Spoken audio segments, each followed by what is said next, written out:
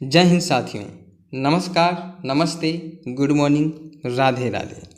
साथियों, एक बार फिर से स्वागत है आप सभी का जीके क्लासेस में। और आज की इस क्लास में हम बात करने वाले हैं सामान्य अध्ययन, जो कि आपके उत्तर प्रदेश लोक सेवा आयोग जीआईसी जीडीसी प्रवक्ता परीक्षा के प्रीलिम्स एग्जाम में पूछा जाता है। सामान्य अध्ययन का यह चौथा भाग है। इससे पहले मैंने 3 भाग अपलोड कर दिया है चैनल पे। अगर आपने अभी तक उसे नहीं देखा है तो आप चैनल पे जाएं, उन वीडियो को देखें और उन सभी प्रश्नों को आप अच्छे से तैयार करें। साथियों, आज का भी हमारा टॉपिक है भारतीय इतिहास। भारतीय इतिहास का यह चौथा भाग है और इसमें भी हम महत्वपूर्ण 20 प्रश्नों को डिस्कस करने वाले हैं। तो साथियों, इस क्लास में आप अंत तक बने रहिएगा और जल्दी से आप सभी ये क्लास को शेयर कर दीजिए अपने दोस्तों में और वीडियो को लाइक कर दीजिए। तो चलिए आज की इस क्लास को हम शुरू करते हैं। और शुरू करने से पहले हमेशा की तरह मेरा आपसे अनुरोध है कि चैनल को आप सब्सक्राइब करें अगर आप चैनल पे नए हैं, और वीडियो पसंद आए तो वीडियो को लाइक करें, अपने दोस्तों को शेयर कीजिए। तो चलिए आज की इस क्लास को हम लोग शुरू करते हैं। बात करें आज की पहले प्रश्न की, तो आज का पहला प्रश्न है, अभिलेखों के अनुसार गुप्त वंश का संस्थापक था। Option A Shrigupta, option B Samudragupta, option C Chandragupta प्रथम, ऑप्शन डी चंद्रगुप्त मौर्य। तो साथियों, इस प्रश्न का सही जवाब होगा ऑप्शन नंबर ए। अभिलेखों के अनुसार गुप्त वंश का संस्थापक श्रीगुप्त था। बढ़ते हैं अगले प्रश्न की तरफ। अगला प्रश्न है, भारत का नेपोलियन किसे कहते हैं। ऑप्शन ए है चंद्रगुप्त प्रथम, option B Samudragupta, option C Vikramaditya, option D Skandagupta. तो साथियों, इस प्रश्न का सही जवाब होगा ऑप्शन नंबर बी। समुद्रगुप्त को भारत का नेपोलियन कहा जाता है। अगला प्रश्न है, समुद्रगुप्त का दरबारी कवि था। ऑप्शन एक Nagarjuna, option b Bhasa, option c Virasena, option d Harisena. तो इस प्रश्न का सही जवाब होगा option number d Harisena. Samudragupta का दरबारी कवि हरिसेन था। चलिए बढ़ते हैं अगले प्रश्न की तरफ। और अगला प्रश्न है, महरौली का लौह स्तंभ किस शासक से संबंधित है। महरौली का लौह स्तंभ किस शासक से संबंधित है। Option A Ashok, option B Shrigupta, option C Chandragupta द्वितीय, ऑप्शन डी हर्ष। तो इस प्रश्न का सही जवाब होगा ऑप्शन नंबर सी चंद्रगुप्त द्वितीय। महरौली का लौह स्तंभ चंद्रगुप्त द्वितीय से संबंधित है। अगला प्रश्न है, चीनी यात्री फाहियान किसके शासन काल में भारत आया। Option A Kanishka, option B Chandragupta Maurya, option C Chandragupta Vikramaditya, option D Samudragupta. तो इस प्रश्न का सही जवाब होगा ऑप्शन बी चंद्रगुप्त मौर्य। चंद्रगुप्त मौर्य के शासनकाल में चीनी यात्री फाहियान आया। चलिए बढ़ते हैं अगले प्रश्न की तरफ। अगला प्रश्न है, ये तो हमने कर लिया। अगला प्रश्न है, चरक कौन था। ऑप्शन एक चिकित्सक, ऑप्शन बी एक मंत्री, ऑप्शन सी एक ज्योतिषी, ऑप्शन डी एक खगोल शास्त्री। तो इस प्रश्न का सही जवाब होगा ऑप्शन नंबर ए चरक एक चिकित्सक था। चलिए बढ़ते हैं अगले प्रश्न की तरफ। और अगला प्रश्न है, विक्रम संवत प्रारंभ हुआ।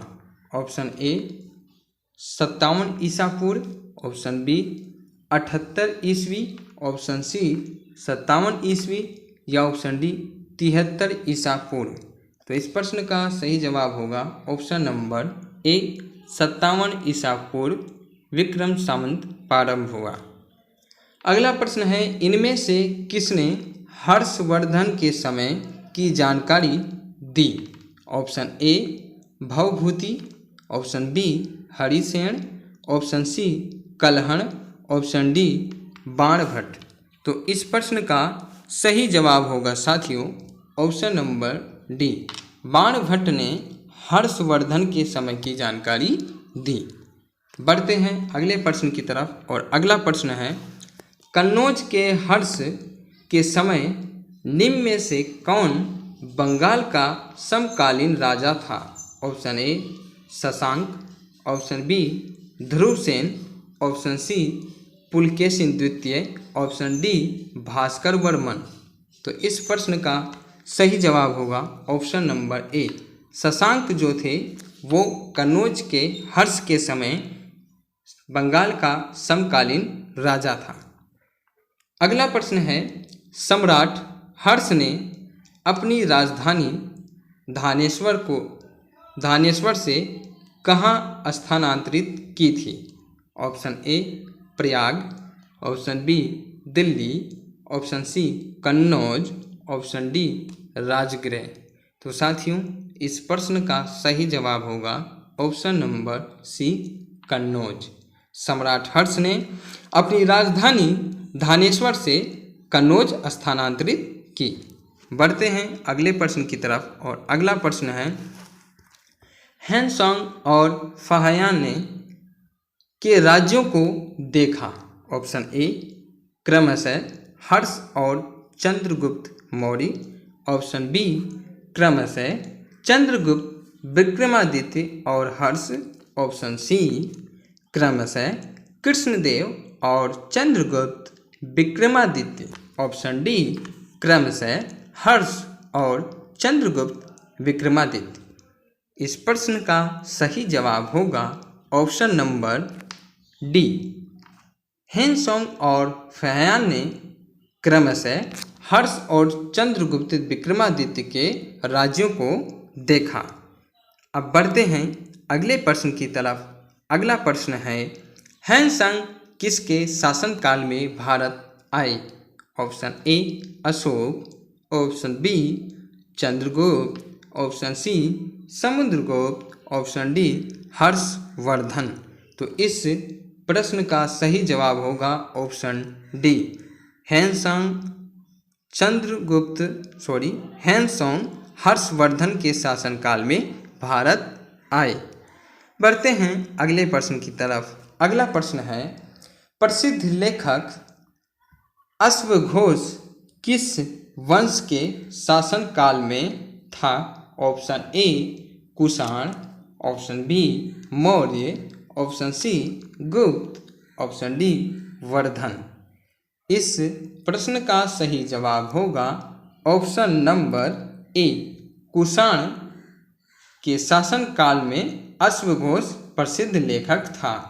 बढ़ते हैं अगले प्रश्न की तरफ और अगला प्रश्न है, गौतमी पुत्र सातकर्णी शासक था? ऑप्शन ए शुंग का, ऑप्शन बी कुषाण का, ऑप्शन सी राष्ट्रकूट का, ऑप्शन डी सातवाहन का। तो ये प्रश्न का सही जवाब होगा ऑप्शन नंबर डी, गौतमी पुत्र सातकर्णी सातवाहन का शासक था। बढ़ते हैं अगले प्रश्न की तरफ। अगला प्रश्न है, निम्नलिखित किस राजवंश के शासनकाल में प्रथम सोने के सिक्के जारी किए गए थे? ऑप्शन ए गुप्त, ऑप्शन बी हिंद यूनानी, ऑप्शन जी मौर्य, ऑप्शन डी ब्राह्मण।